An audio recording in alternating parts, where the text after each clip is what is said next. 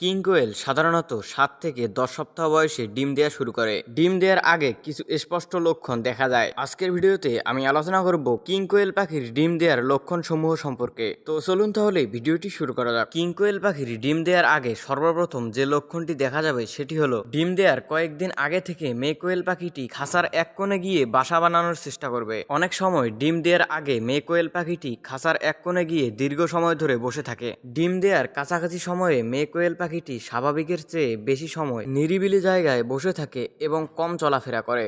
এরপর ডিম দেওয়ার আগে মহিলা কোয়েল পাখিটির মাঝে যে লক্ষণটি দেখা যাবে সেটি হলো পেটের অংশ বড় ও নরম হবে। ডিম গঠনের কারণে কোয়েল পাখির পেটের নিচের অংশ কিছুটা ফুলে যায় এবং স্পর্শ করলে কোয়েল পাখির পেটের অংশ কিছুটা নরম লাগে।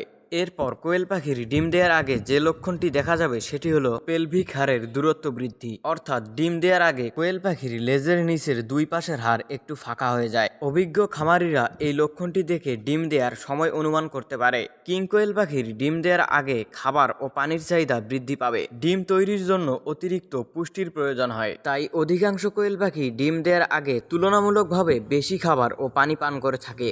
এরপর কিং কোয়েল পাখির ডিম দেওয়ার আগে তাদের আচরণে পরিবর্তন দেখা যায়। ডিম দেওয়ার আগে মহিলা কোয়েল পাখিটি কখনো কখনো অস্থির হয়ে যায়, আবার অনেক পাখি আছে অনেক সময় শান্ত হয়ে যায়। এ সময়ে তাদেরকে খাঁচার নির্দিষ্ট জায়গায় বারবার আসা যাওয়া করতে দেখা যায়।